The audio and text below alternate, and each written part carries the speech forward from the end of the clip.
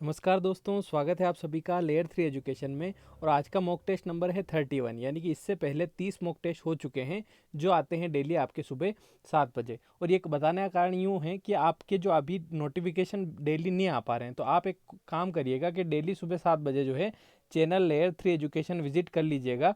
Videos में आपको mock test मिल जाएगा। तो चलिए शुरू करते हैं सबसे पहले क्वेश्चन के साथ। देखिएगा पहला क्वेश्चन क्या है, लिखा हुआ है, पहले आपको करना है फिर मैं आपको करवाऊंगा। देखिए लिखा है, तीन संख्याओं में पहली संख्या दूसरी संख्या से दुगनी है तथा तीसरी संख्या से आधी है।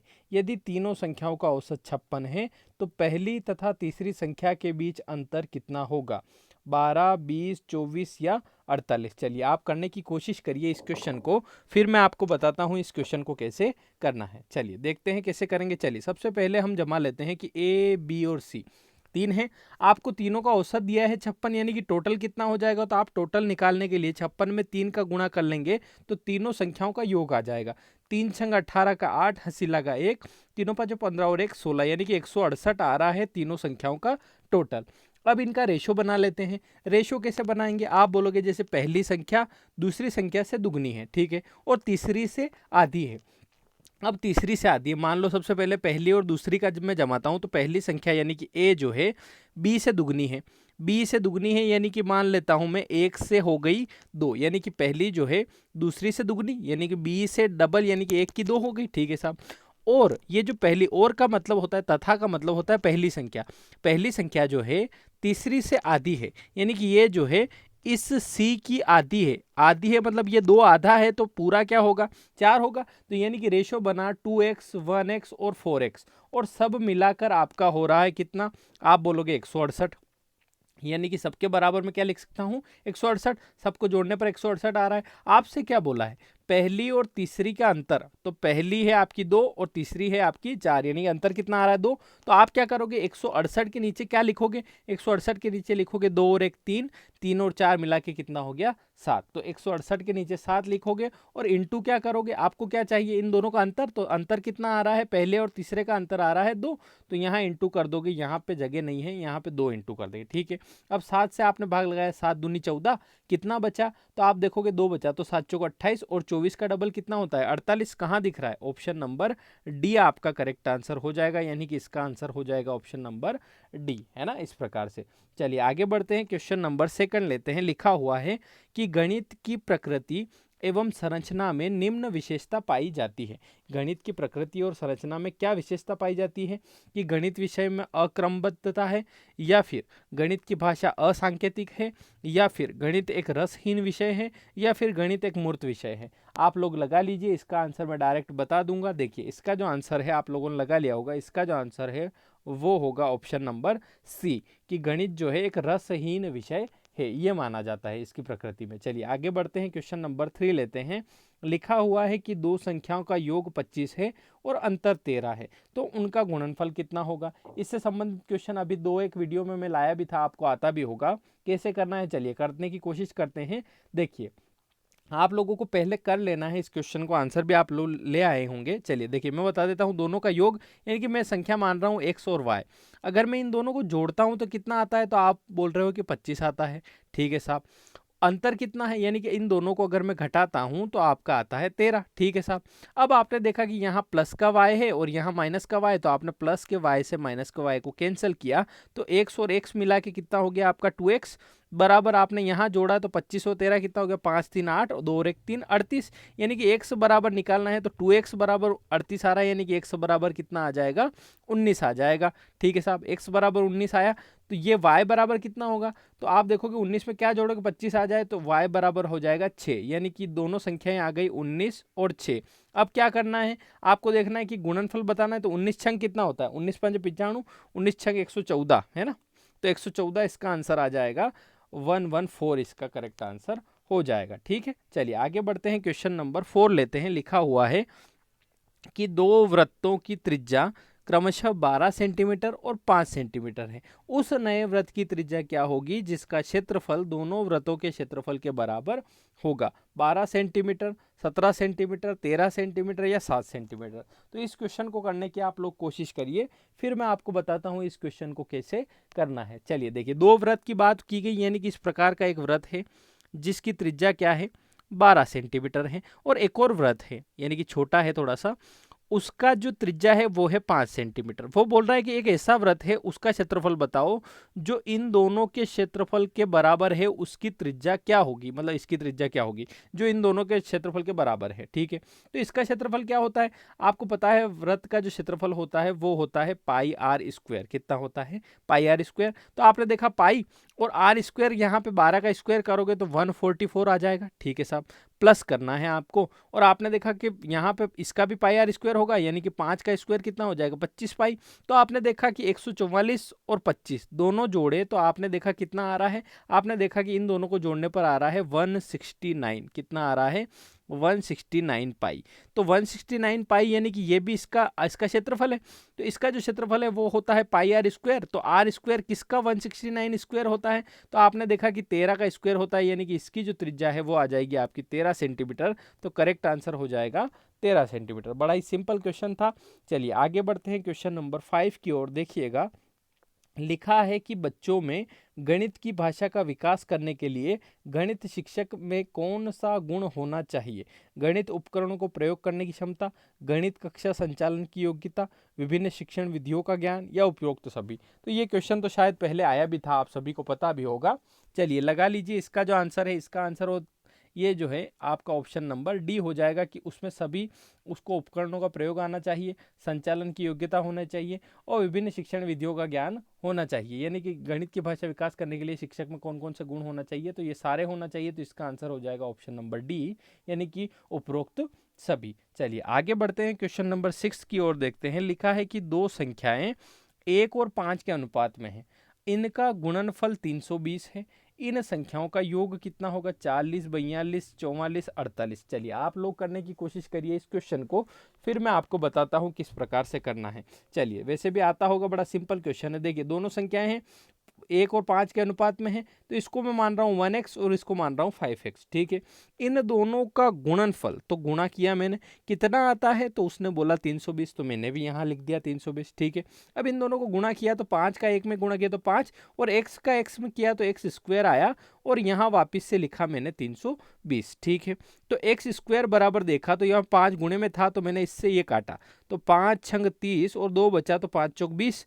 तो एक्स स्क्वायर बराबर आ गया मेरा 64, यानी कि एक्स बराबर कितना आएगा, तो आप बोलोगे 8 आएगा, क्योंकि 8 का स्क्वायर होता है 64। तो एक्स बराबर 8 आया, तो आपने देखा कि 8 एकम 8 और 8 5 40।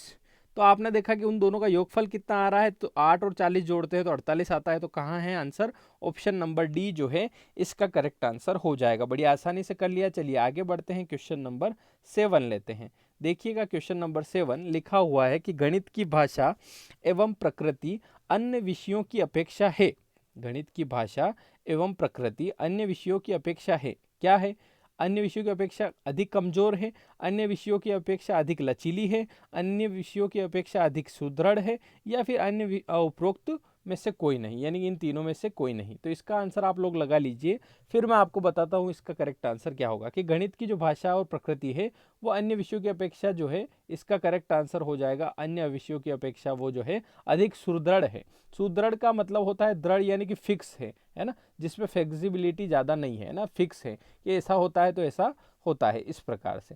चलिए आगे बढ़ते हैं, क्वेश्चन नंबर 8 देखिएगा। लिखा हुआ है कि दो संख्याओं का योगफल तथा गुणनफल, दो संख्याओं का योगफल तथा गुणनफल 11 और 18 है। इन संख्याओं के व्युत्क्रमों का योगफल कितना होगा, यानी इन दोनों को उल्टा करते हैं तो क्या योगफल होगा। 1/3, चलिए ऑप्शन बता देता हूँ थोड़े से। चलिए देखिएगा, इस प्रकार से है कि 1/3 है, 1/5 है, 12/35 है, या 11/18 है। इसका करेक्ट आंसर आप करने की कोशिश करिए। चलिए अब देखते हैं कि वो दोनों संख्याएं कौन सी है। मान लेते हैं वो संख्या ए और बी है, जिनको जोड़ने पर तो 11 आना चाहिए और गुणा करने पर आपका 18 आना चाहिए। अब मान लेता हूं, मैं लेता हूं ए को, मान लिया मैंने 1, तो बी क्या हो जाएगी, 10 हो जाएगी। तो 1 और 10 मिला के 11 हो रहा है, और 1 और 10 का इंटू करते हैं तो 10 ही आ रहा है, 18 तो नहीं आ रहा है, मतलब ये नहीं है।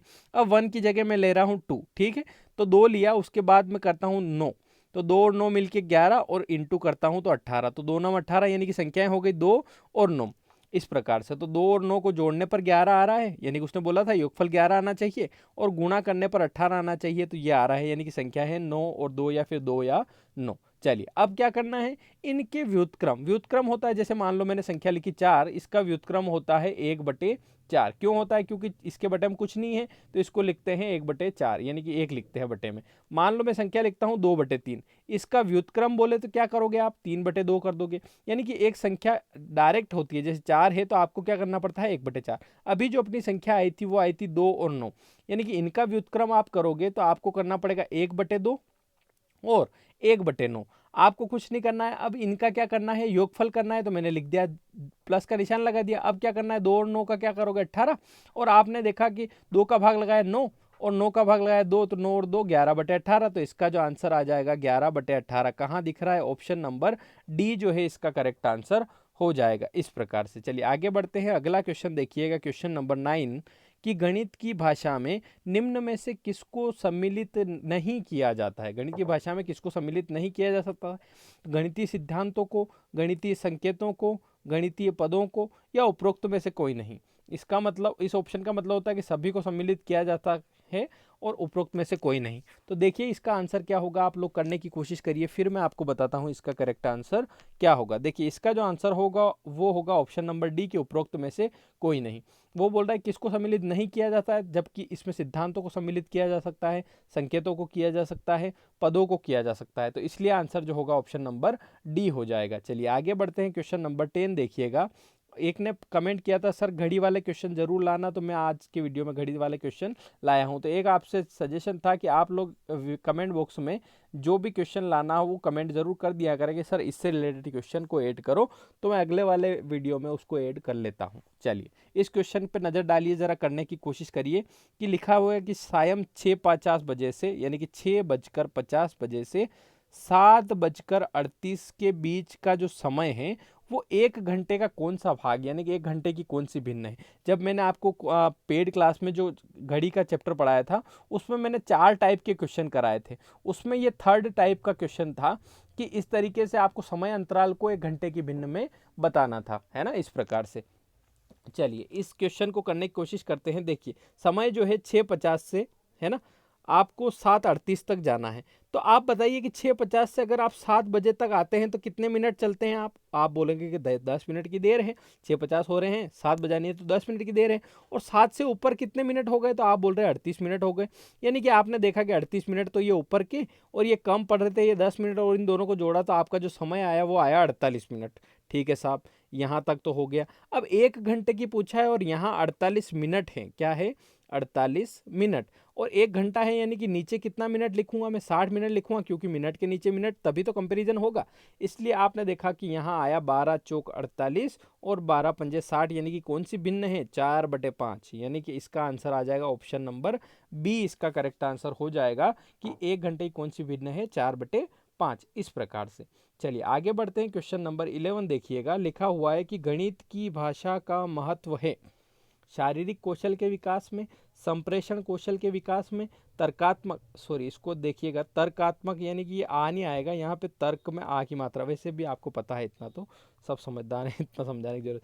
और ऑप्शन नंबर डी है ए और सी दोनों, यानी कि ये भी और ये भी। चलिए इस क्वेश्चन को करने की कोशिश करिए, आप आंसर लगाइए, फिर मैं करेक्ट आंसर आप लोगों को बताता हूँ कि करेक्ट आंसर क्या होगा। चलिए गणित की भाषा का महत्व है शारीरिक कौशल में, संप्रेषण कौशल में, तर्कात्मक कौशल के विकास में, या ए और सी दोनों में। तो इसका जो करेक्ट आंसर है वो होगा तर्कात्मक कौशल के विकास में गणित भाषा का महत्व है। शारीरिक कौशल के विकास में कोई महत्व नहीं है, संप्रेषण में भी कोई महत्व नहीं है, केवल तर्कात्मक कौशल के विकास में इसका महत्व है। तो इसका आंसर हो जाएगा ऑप्शन नंबर सी, ना कि ए और सी, यानी कि शारीरिक का इससे कोई लेना देना नहीं है। इसका करेक्ट आंसर होगा ऑप्शन नंबर सी। चलिए आगे बढ़ते हैं, क्वेश्चन नंबर 12 लेते हैं। लिखा है कि एक चतुर्भुज के तीनों कोणों का माप दिया हुआ है। एक चतुर्भुज है ना, इस प्रकार से इसके 3 कोणों का माप दे रखा है कि एक माप है 50 डिग्री, एक 80 डिग्री, एक 90 डिग्री। तो आपको बताना है कि ये वाला जो है कितने डिग्री का होगा। चलिए बता दीजिए, आप पता है आपको कि चतुर्भुज के चारों कोणों का योग कितना होता है, तो वो होता है आपका 360 डिग्री। बड़ा आसान है, अब इन तीनों को जोड़ना है। कैसे जोड़ेंगे, 8 5 13, 13 और 9 कितना होता है, 13 10 23, तो यानी कि 220, यानी कि इन दोनों को मिलाकर 220 आ रहा है, और टोटल चारों का होता है 360। तो 360 में 220 माइनस कर देंगे, 0 0, 6 में 2 गया 4, इधर बचा आपका 3 में 2 गया 1, यानी कि 140 आ रहा है। यानी कि ये वाला जो चौथा कोण होगा वो 140 डिग्री का होगा। करेक्ट आंसर हो जाएगा ऑप्शन नंबर सी, इसका करेक्ट आंसर हो जाएगा। और त्रिभुज की पूछे तो आप सभी को पता है कि त्रिभुज में कितना होता है ना, त्रिभुज का पता है आपको 180 डिग्री होता है, तीनों कोणों का माप, है ना, वैसे सभी को पता होगा। चलिए आगे बढ़ते हैं, क्वेश्चन नंबर 13 लेते हैं। वैसे बहुत ही सिंपल क्वेश्चन है, सभी को देखते ही आ जाएगा कि निम्न में से कौन से विकल्प में गणित की भाषा की झलक है कि राम सीता जा रहे हैं, शाम खाना खा रहा है, यात्रा के दौरान मीरा ने 10 किलोमीटर की दूरी तय की, या राम और श्याम दोनों भाई है। किसमें गणित की भाषा की झलक है, तो जहां संख्या दिखेगी वही तो आंसर होगा। अब आपने देखा कि ऑप्शन नंबर सी आपका करेक्ट आंसर है कि 10 किलोमीटर की यात्रा की, मतलब गणित की भाषा की झलक इसमें दिखाई दी। बड़ा सिंपल था। चलिए आगे बढ़ते हैं, क्वेश्चन नंबर 14 लेते हैं। चलिए ये क्वेश्चन थोड़ा अच्छा है। एक आयताकार जलाशय में 42,000 लीटर जल है, यानी कि इस प्रकार का आयताकार जलाशय है ना, आपने देखा होगा। वो आपका जो है आपके घनाभ के आकार का है, ये आपको ध्यान देने योग्य बात है। चलिए, यदि जलाशय की लंबाई 6 मीटर है, चौड़ाई 3.5 मीटर है और जलाशय की गहराई कितनी है, आपको बताना है कि वो गहरा कितना है। चलिए करने की कोशिश करते हैं। देखिएगा कि आपका जो है जल जो है उसके अंदर वो होता है आपका आयतन। क्या होता है? आयतन। आयतन वो चीज कहलाती है, यानी कि कोई भी चीज है जिसके अंदर कुछ भरा जा सकता हो, वो आयतन कहलाता है। और ये जो चीज होती है 2D, इसमें जो ये एरिया होता है ये होता है क्षेत्रफल, है ना। जिसमें कुछ भरा नहीं जा सकता वो क्षेत्रफल कहलाता है ना। जो जो भरा जा सकता है वो आयतन कहलाता है। वैसे 2D और 3D में बताया था फर्क। अब इसको करने की कोशिश करते हैं। आयताकार बोला है मतलब घनाभ है ना, घनाभ के आकार का है, क्योंकि घनाभ के आकार का जो आयतन होता है वो होता है L into B into H. अब आपका आयतन दे रखा है 42,000 लीटर, है ना, ठीक है। और लंबाई चौड़ाई दे रखी है 6 इंटू 3.5 इंटू आपको ऊंचाई बताना है, हाइट बताना है, तो एच लिख देते हैं। अब यहाँ आ जाएगा 6 इंटू 3.5 इंटू एच, तो वहीं रहने दो, ये दोनों इधर आ जाएंगे बस। अब यहाँ से पॉइंट हटाएं, यहाँ जीरो लगाया, यहाँ से करेंगे 7 5 35, 7 6 42, ठीक है साहब। अब 6 से काट दिया 1,000 और 1,000 के नीचे आया, है ना, ये आएगा नहीं 10,000, यहाँ से आ जाएगा 2,000। तो आपका 2,000 आ रहा है, तो 2,000 तो यहाँ आंसर है नहीं यहाँ, लेकिन 2 मीटर है, तो इसका आंसर हो जाएगा 2 मीटर। क्यों? क्योंकि आपका जो होता है मैं बताता हूँ, 1 मीटर क्यूब में होता है 1,000 लीटर पानी, है ना। तो यहाँ 2,000 आ रहा है, तो यहाँ पे हो जाएगा 2 मीटर, इसका करेक्ट आंसर हो जाएगा। चलिए आगे बढ़ते हैं, क्वेश्चन नंबर 15 लेते हैं। लिखा है कि गणित में प्रश्नों को हल करते समय आंकड़ों की शुद्धता बनाए रखने के लिए हल को लिखा जाता है। किसी भी तरीके से लिखा जा सकता है, विशेष विधि के अनुसार विभिन्न चरणों में लिखा जाता है, ज्ञात तरीके से लिखा जाता है, या उपरोक्त में से कोई नहीं से लिखा जाता है। चलिए बताइए कि गणित में प्रश्नों को हल करते समय आंकड़ों की शुद्धता बनाए रखने के लिए हल को कैसे लिखा सकता है। तो इसका जो करेक्ट आंसर होगा वो सभी को पता होगा। इसका जो करेक्ट आंसर दिख रहा है ये वाला, ऑप्शन नंबर बी, यानी कि उसके हल को विशेष विधि के अनुसार विभिन्न चरणों में लिखा जाता है। इस प्रकार से क्वेश्चन नंबर 16 की ओर चलते हैं। देखिए लिखा हुआ है कि दो नल जो हैं ए और बी, है ना, किसी टंकी को क्रमशः 12 घंटे और 15 घंटे में भर सकते हैं। यदि दोनों नल को एक साथ खोल दिया जाए तो टंकी भरने में कितना समय लगेगा। मान लो ये टंकी है इस प्रकार से, है ना, दो नल लगे हुए हैं इस प्रकार से, है ना, ए और बी, तो वो दोनों इसमें चल रहे हैं। वो बोल रहा है कि एक जो है 12 घंटे में भरता है, दूसरा 15 घंटे में। तो आपका दोनों नल एक साथ खोल दिया जाए तो टंकी भरने में कितना समय लगेगा। चलिए करने की कोशिश करिए, फिर मैं आपको बताता हूँ। चलिए इस क्वेश्चन को करने की तरकीब ये है कि इसको आपको एलसीएम मेथड से करना होता है। कैसे? अब ए आपका 12 घंटे में, बी 15 घंटे में, तो आपको क्या करना है कि टोटल धारिता निकालने के लिए इन दोनों का एलसीएम ले लेना है। और 12 और 15 का एलसीएम सभी को पता है कि 60 आता है, यानी कि 12 की स्पीड से वो करेगा, 12 दिन में 12 घंटे में भरता है, तो आपको एक दिन में वो करता है 5, और 15 की स्पीड से तो आपका आ जाएगा 4, और ए और बी मिला के हो जाएगा 9 हो जाएगा। अब टोटल काम 60 करना है और स्पीड आपकी 9 है, तो आपने देखा कि 9 से किया तो 9 छंग 54, यानी कि आपका आ गया 6, तो पूरा पूरा आ गया। अब 54 आया तो कितना बच रहा है, 6 बटे 9 छंग 54, तो 54 में 6 बटे 9 बच रहा है ना, 6 बटे 9 बच रहा है, तो 6 बटे 9 मतलब 1/3। अब 1/3 मतलब 1/3 मतलब 20 मिनट होता है। कैसे? 1/3 को अगर 60 में इंटू करते हैं तो 20 मिनट आता है, यानी कि 6 घंटे और 20 मिनट इसका जो है करेक्ट आंसर आ जाएगा। इस प्रकार से अगर नहीं समझ में आया हो तो ये जो 60 है इसको व्यवस्थित तरीके से भाग लगा के देख लो आप। कैसे? 6 से भाग लगाओ 9 से, तो 9 छंग 54, यहाँ बचा आपका 6, है ना। तो इसको लिखेंगे 6 सही 6/9। अब 6/9 को काट के लिख सकते हैं 3 दूनी 6, 3 तिया 9, है ना। ये करेंगे, अच्छा 2/3 आ रहा है, हाँ हाँ हाँ, ध्यान रखिएगा 2/3 आ रहा है। इस 2/3 को जो है मिनट में अगर बदलना है तो आप ऐसे करोगे, 3 से करोगे 20 और 20 से करोगे 40, तो 6 घंटे 40 मिनट इसका आंसर आएगा। अच्छा हुआ डबल कर लिया, तो 2/3 आ रहा है, मतलब आपका 6 घंटे और 40 मिनट आ जाएगा। चलिए कर लीजिएगा आप, छोटी मोटी मिस्टेक हो जाती है ना, थोड़ा सा मिस्टेक हो जाती है, आप इसको थोड़ा नज़रअंदाज करें, है ना। ठीक है, चलिए आगे बढ़ते हैं। क्वेश्चन नंबर 17 लेते हैं। देखिएगा, अंक गणित शिक्षण का मुख्य उद्देश्य है। अंक गणित शिक्षण का मुख्य उद्देश्य क्या है या फिर उद्देश्य है? दैनिक जीवन के कार्य हेतु, मजदूरी एवं कार्य हेतु, व्यापारिक उपयोग हेतु या उपरोक्त सभी। तो ये क्वेश्चन शायद रिपीट आ चुका है, पहले आ गया था, है ना। तो इसका करेक्ट आंसर सभी को पता है कि उपरोक्त सभी काम में जो है शिक्षण का उद्देश्य है। दैनिक जीवन में, मजदूरी में, व्यापारिक उपयोग में, सभी में है ना। चलिए आगे बढ़ते हैं। क्वेश्चन नंबर 18 देखते हैं। लिखा है कि वह कौन सी भिन्न है जिसका 1/27 के साथ वही अनुपात है जो 3/11 का 5/9 के साथ अनुपात है। मतलब 1/27 का, है ना, किस भिन्न के साथ ऐसा अनुपात है जैसा 3/11 का जो है 5/9 के साथ है। अब आप करने की कोशिश करिए, वैसे सभी को पता चल गया होगा कैसे करना है। देखिए इसका जो आंसर आएगा वो इस प्रकार से आएगा। तो 9 तिया 27, यहाँ पे आ जाएगा 27 और 11 पंजे 55, ठीक है साहब। तो 27 55 आ रहा है। अब यहाँ 1/27 तो आपको दिख रहा है, यानी कि ये 27 जाके तो यहाँ हो जाएगा और यहाँ आपको करना पड़ेगा 55, तो 1/55 लाना पड़ेगा। तो 1/55 कहाँ दिख रहा है? ऑप्शन नंबर सी में दिख रहा है। इसका जो करेक्ट आंसर हो जाएगा वो हो जाएगा ऑप्शन नंबर सी, आपका करेक्ट आंसर हो जाएगा। चलिए आगे बढ़ते हैं। क्वेश्चन नंबर 19 लेते हैं। लिखा है कि गणित की सर्वप्रथम विकसित शाखा है अंक गणित, बीज गणित, सांख्यिकी या ज्यामिति। आप सभी को पता है कि सर्वप्रथम विकसित शाखा कौन सी है गणित की। सभी इसका करेक्ट आंसर लगा दीजिए, फिर मैं आपको बताता हूँ करेक्ट आंसर क्या है। वैसे पता चल गया होगा, इसका जो करेक्ट आंसर है वो है आपका अंक गणित, यानी गणित की सर्वप्रथम विकसित शाखा कौन सी है? तो अंक गणित है। चलिए आगे बढ़ते हैं। क्वेश्चन नंबर 20 की ओर चलते हैं। लिखा हुआ है कि एक व्यक्ति ने कोई पुस्तक 891 रुपये में बेचकर लागत का 1/10 लाभ कमाया, तो उस पुस्तक का क्रय मूल्य कितना है?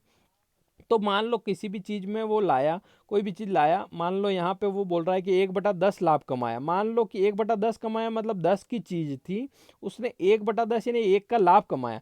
तो 1 का लाभ कमाएगा तो बेचेगा कितने में? 11 रुपये में। 10 की चीज़ पे, मान लो 10 की चीज़ है, उसका 1/10 लाभ कमाया, मतलब कितना कमाया? 1 लाभ कमाया। तो मैंने क्या किया, 10 की चीज़ बेच दी 11 में। अब वो बोल रहा है कि उसने तो 891 में बेची, तो यहाँ लिख दूंगा मैं 891। तो वो बोल रहा है कि इसका क्रय मूल्य कितना है। तो मैंने देखा कि मेरा जो बेचने का मूल्य था वो 11 है और उसका 891 है। तो भैया मैं 891 के नीचे लिख दूंगा 11 और क्या करूंगा, क्रय मूल्य पूछा तो इंटू कर दूंगा 10। तो 11 से कटेगा 11 8 88, एक बचा 11 एकम 11 और 10 का इंटू करूंगा तो 810। तो इसका जो करेक्ट आंसर होगा वो हो जाएगा आपका 810। तो बड़ा आसान क्वेश्चन था। चलिए बढ़ते हैं अगले क्वेश्चन की ओर। क्वेश्चन नंबर 21 लेते हैं। देखिएगा 21 नंबर का क्वेश्चन लिखा है कि यदि किसी वर्ग की भुजा में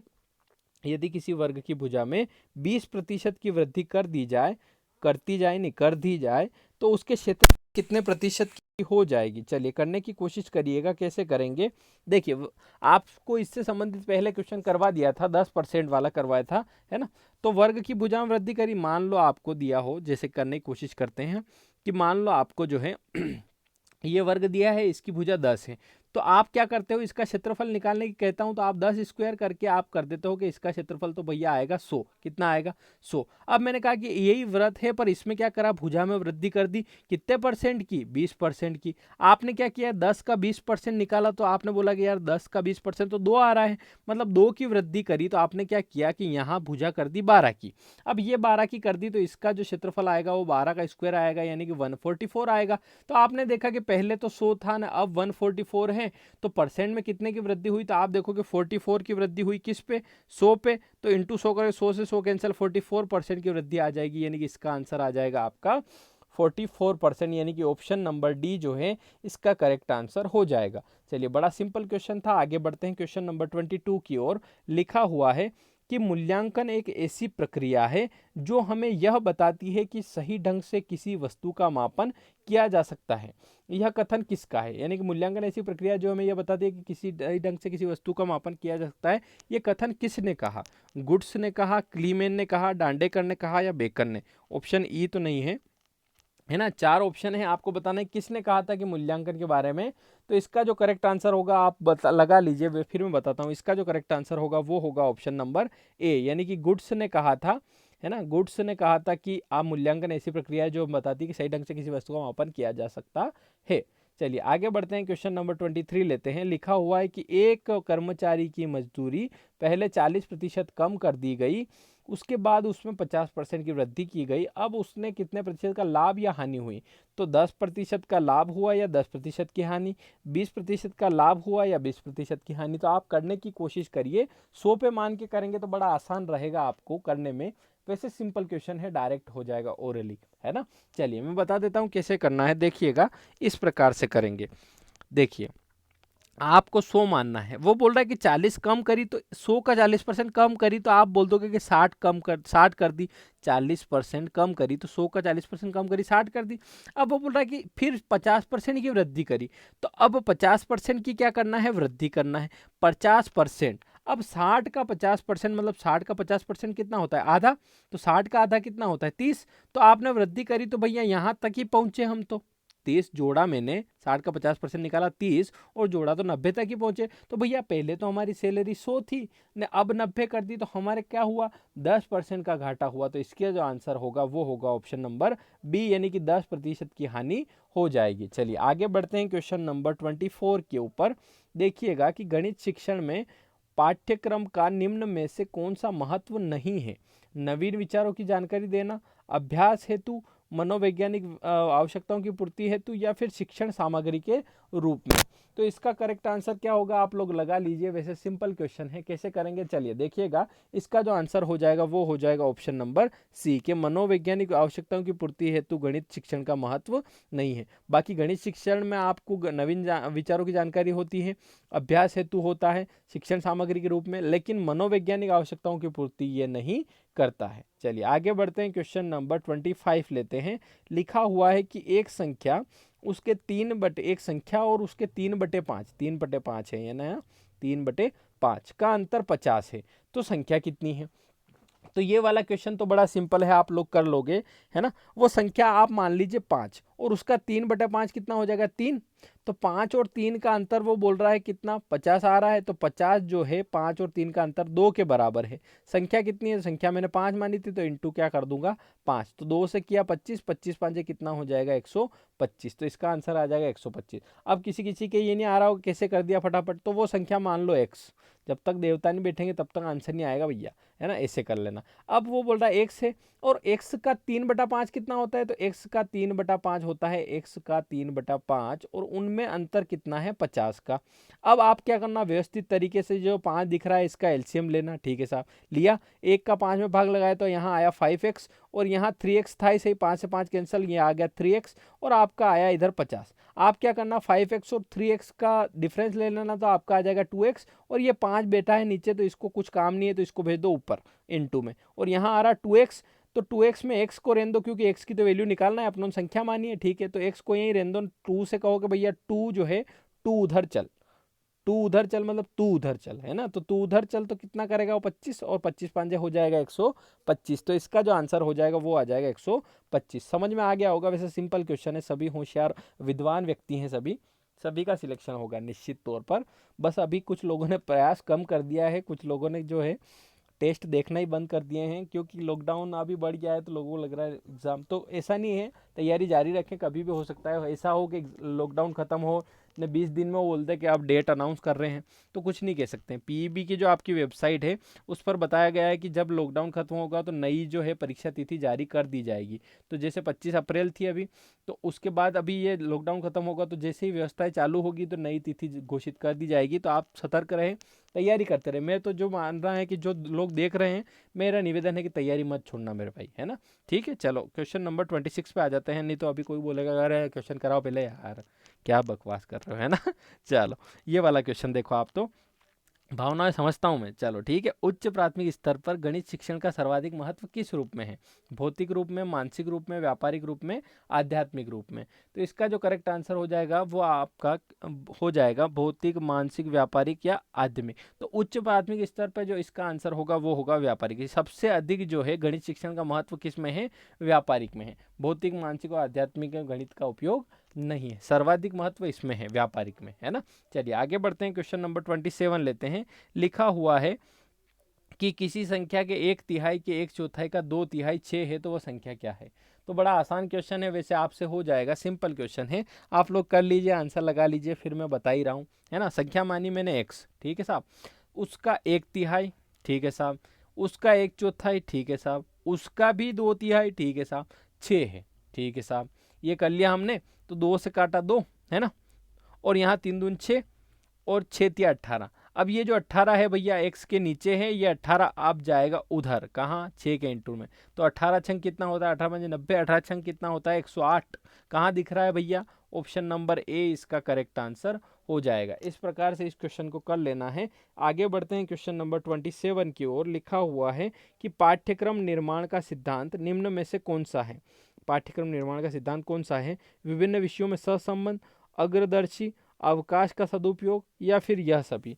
तो पाठ्यक्रम का निर्माण का सिद्धांत क्या है? तो इसका जो करेक्ट आंसर हो जाएगा वो होगा यह सभी। यानी कि पाठ्यक्रम निर्माण का सिद्धांत में विभिन्न विषयों में सहसंबंध, अग्रदर्शी होना चाहिए, अवकाश का सदुपयोग करना चाहिए और यह सभी इसका आंसर हो जाएगा। आगे बढ़ते हैं, क्वेश्चन नंबर 29 लेते हैं। लिखा है कि 3 संख्याओं का औसत 7 है, पहली 2 संख्याओं का औसत 4 है, तो तीसरी संख्या क्या है? मान लो आप 3 संख्या मान लो ABC। अब वो बोल रहा है कि 3 संख्याओं का औसत 7 है, यानी कि इन तीनों का औसत देखा मैंने, 3 का औसत 7 है, यानी कि टोटल आ जाएगा 21, ठीक है साहब। वो बोल रहा है कि इन 2 संख्याओं का औसत 4 है, 4 है मतलब 2 का औसत 4 है, यानी कि 2 चौक 8 हो जाएगा। अब तीसरी संख्या निकालना है, तो इन दोनों को मिला के 8 हो रहा है, टोटल 21 है, तो 21 में से 8 गया तो आपका आ जाएगा 13। तो करेक्ट आंसर हो जाएगा 13, यानी कि ऑप्शन नंबर बी इसका करेक्ट आंसर हो जाएगा। बड़ा सिंपल क्वेश्चन था। आगे चलते हैं, क्वेश्चन नंबर 30 लेते हैं। ये भी औसत से संबंधित ही है, कर लीजिए इसको भी डायरेक्ट आप लोग। कि 5 संख्याओं का औसत तो 10 है ना, उनमें कौन सी संख्या जोड़े कि औसत 12 हो जाए? तो जोड़ दो भैया, कौन सी जोड़नी है? 12 के, 18 के, 22 के, 24। चलिए बड़ा सिंपल क्वेश्चन था। 5 संख्याओं का औसत 10 है, तो आप कर लोगे 5 दही 50, ठीक है साहब। आपने बोला कि संख्या जोड़ रहे हैं, तो भैया 5 से संख्या हो गई 6।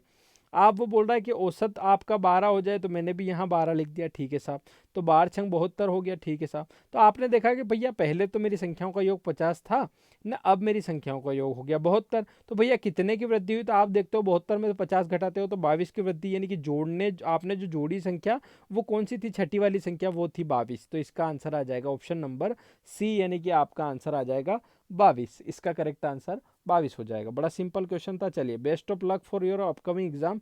और एक मेरा आप लोगों को सजेशन था, जो लोग यहाँ तक पहुँचे हैं, यहाँ तक मतलब ये 30वां क्वेश्चन जिनने देखा है और जो शुरू से लाइव क्लास भी अटेंड कर रहे हैं, जिन्होंने कोर्स भी लिया है और जो मॉक टेस्ट भी डेली डेली देख रहे हैं, 31 मॉक टेस्ट हो चुके हैं, उनको मेरी तरफ से एक राय थी, या फिर यूँ मान के चलो रिक्वेस्ट ही थी, आपके भले के लिए ही है, कि एक चीज़ ज़रूर ध्यान रखना कि आपकी जो एग्ज़ाम है वो जल्द होगी। तो आप इस चक्कर में मत पड़ना, जो लोग गलती कर रहे हैं, जो उन्होंने तैयारी छोड़ दी हमेशा के लिए, वो आप मत करना। आप बिल्कुल प्रैक्टिस करते रहना डेली, है ना, अपने स्तर पर भी, और जो मॉक टेस्ट आ रहे हैं उसको भी करते रहना, है ना। जो सजेशन है मेरा एक तरह से, है ना, मानिएगा ज़रूर, है ना। चलिए आगे बढ़ते हैं। एक और चीज़ आपको बता दूं कि किसी को 40 डेज़ का क्रैश कोर्स लेना है तो वो ले सकता है, कोई रह गया हो तो, है ना, ले सकता है। घर बैठे, घर ही बैठे हैं भैया, और ये घर बैठे शब्द काटो यार, अब दिक्कत होने लग गई इससे, ठीक है। चलो 499 में मिल रहा है, इस नंबर पर संपर्क कर लेना है। और एक और चीज़ आप लोगों से निवेदन था, मेरे भाई जो भी देख रहे हैं, इसको ज़रा शेयर वगैरह कर देना यार, है ना, हो सके तो। चलो बाकी कोई दिक्कत नहीं है, बहुत ही बढ़िया कमेंट वगैरह करते हैं सभी, है ना। चलिए मिलेंगे नेक्स्ट वीडियो में, तब तक के लिए अलविदा। अच्छे से ख्याल रखना अपने परिवार का, ठीक है। चलो मिलेंगे नेक्स्ट वीडियो में, धन्यवाद।